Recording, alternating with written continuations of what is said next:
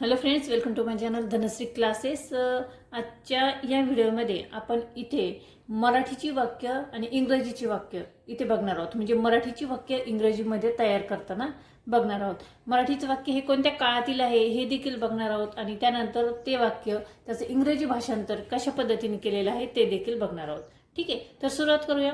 पहिलं जे मराठीचं वाक्य आहे बघा, इथे मिरवणुकीत शेकडो लोक असतील आणि हे जे वाक्य आहे हे आहे भविष्यकाळाचं वाक्य आहे, म्हणजे फ्युचर टेन्स. ठीक आहे, आता हे वाक्य इंग्रजीमध्ये कशा पद्धतीने लिहायचं तर बघा, there will be hundreds of people in the procession.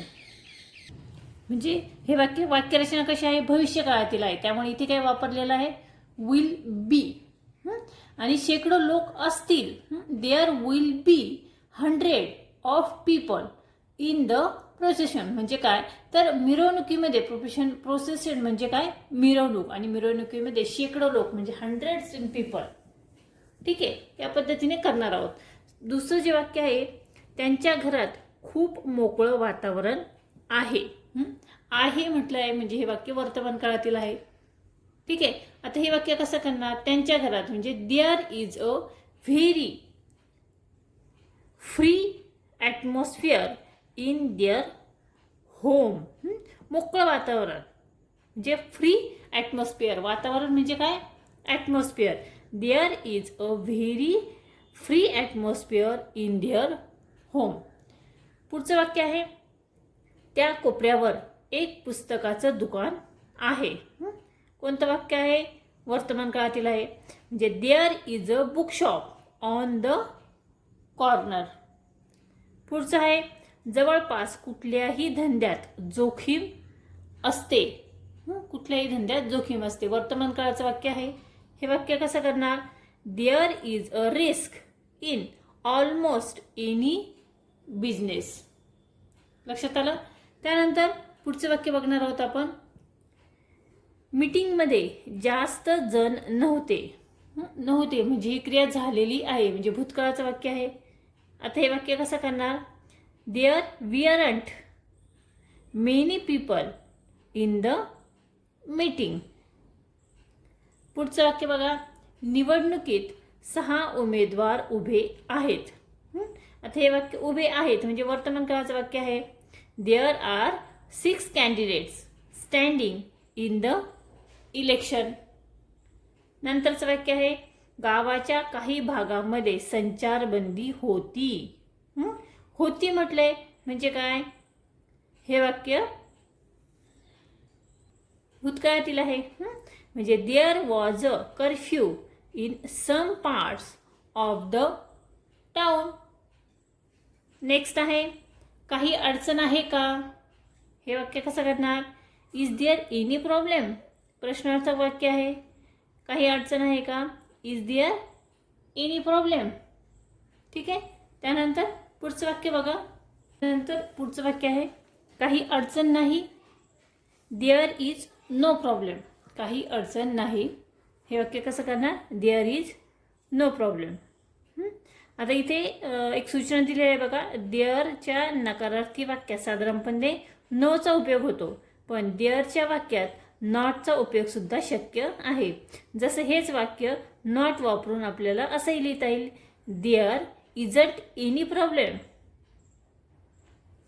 ठीक आहे, त्यानंतर पुढचं वाक्य बघा, फराळासाठी काय आहे. प्रश्नार्थक वाक्य आहे, फराळासाठी काय आहे, what is there for breakfast. त्यानंतर इथे जवळपास एखादी बेकरी आहे का, is there any bakery near here. पुढे, हो त्या कोपऱ्यावर एक आहे. Yes there is one on that corner. त्या कोपऱ्यावर म्हणजे दॅट कॉर्नर. पुढचं वाक्य बघा, जेवणानंतर अनेक भाषणं झाली. कसं लिहिणार वाक्य, there were many speeches after the meal. त्यानंतरचं वाक्य आहे, या धोरणात काही बदल होणार नाही. म्हणजे there will be no change in this policy. Next आहे, बेकारांच्या संख्येत 5% वाढ झाली आहे. There has been a 5% increase in the number of the unemployed. पुढे, आता वाट पाहण्यात काही अर्थ नाही. हे वाक्य कसं लिहिणार? There is no sense in waiting now. पुढचं वाक्य आहे, मीटिंगमध्ये किती जण होते? How many people were there at the meeting.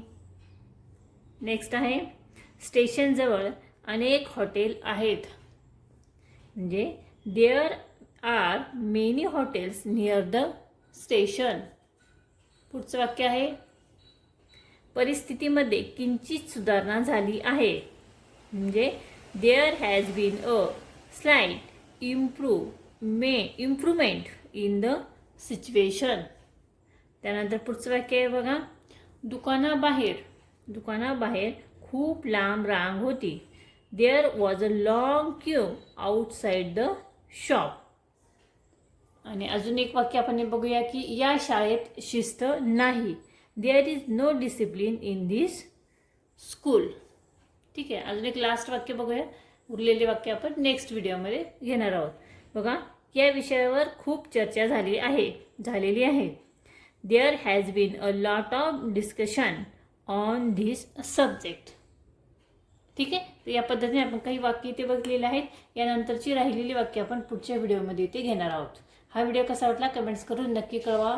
Video आवडला तर व्हिडिओला नक्की लाईक करा, शेअर करा आणि चॅनलवर नवीन असेल तर चॅनल सबस्क्राईब करा.